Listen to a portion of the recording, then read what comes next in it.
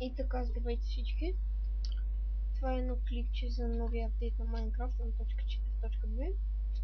Да, излезе преди малко. Ще ви дам линк долу, за да си ги изтеглите. И ще започна с новите неща. Първото ново нещо е бикърът. Един много готин айтъм, който се прави много трудно, но е як. И ако си го направите, трябва да направите една пирамида, което е доста трудно за правене. Може да изберете да я правите от Iron, от Diamant или от Emerald. Да, от Emerald мисля, че ще е малко по-лесно, защото ако имате вилджери, там стрелвате, да. И като стоите тук един от тези ресурси, Iron, Gold, Diamant или Emerald, може да избирате какво да имате. Аз искам да имам Jumbo 2 и ето. Вече би трябвало да имам Jumbo, но имам само едно, защо така, не знам. Jumbo. Да, вече мисля, че имам Jumbo 2. Новия моб Witcher, който се опита да ви убие, ако ви намери. Ако вие го намерите там ще ви хвърля положение. Един нов, също много готин айтъм. Pumpkin Pie, който се прави от един пъмпкин, яйце и шугър. По този начин се прави. Да, даже ще ви направя. Така. Яйце, пъмпкин и малко шугър и става Pumpkin Pie. Също на Potion, Invisibility Potion и Night Vision. С Invisibility вие ставате невидим, виждате, и нито играчи, нито мобове могат да ви виждат. Това е много готино. С Night Vision може да виждате през нощта, идеално с едно ден, новите храни. Кератът и патейдото ви се падат, могат да ви се паднат като убиете зомби. Има шанс. Аз се изгидих от зомбита. И има бейк патейдо и обикновен патейдо. Преди да започнете да ядете патейдото, трябва да го в фурната да го изпържите това. Има известен шанс да ви се падне Poison Potato, което започва да ви бие демидж, и Golden Carrot, с което се прави, не знам, една от новите поушени. Най-готиното в този апдейт е Anvil, с който може да поправите почти щупени айтъми или да правите Efficiency 5, Sharpness 5, като ги обвините. Тук ви пиша колко левел ви трябват.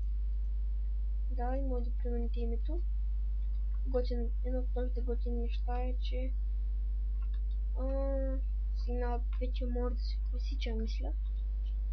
Цъкам този репитър, цъкам и този, виждате.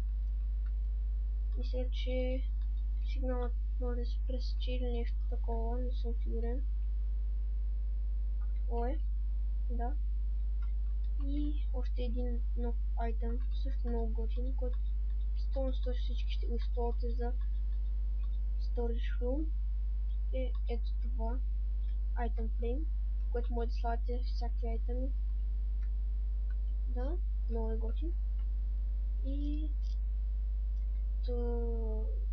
пак, къде отиде? Свинята ми, която ще да карам, ще отиде. Да, и още един много готин апдейт. Вече ще може да контролирате на къде да отиват свинете. Ето. Хайде, тръгваш, не тръгваш. Да, мисля, че трябва да го ударите един път.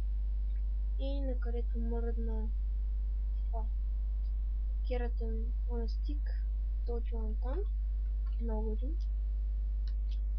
Другото ново е Wither Skull. Вече може да ви се падат глави от мобовете, които убивате. Creeper, от всяко, от всички мобове. Flower Pot. В него може да слагате what the fuck. В него може да слагате от саплинги до цветя. Сега ще ви покажа и оградите от Cobblestone новите. Те също са много готини. Само да ги открия. И да, както казах, са много готини тези новите награди. Не могат да се прескачат също като фенсовете. Да, ето не могат да се прескачат. И сега, за да демонстрирам Invisibility Potion, ще мина на Game Mode Survival и ще отида до тези зоните и крипъри.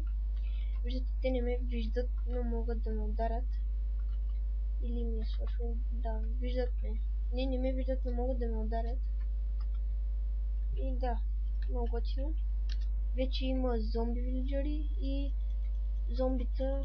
зомбита, мобове, които могат да имат брони или мечове. И зомбитата могат да вземат вашите... Примерно, ако ви бият, могат да ви вземат меч или кирка. И новият моб също, това е. Кажете го. Прилепо.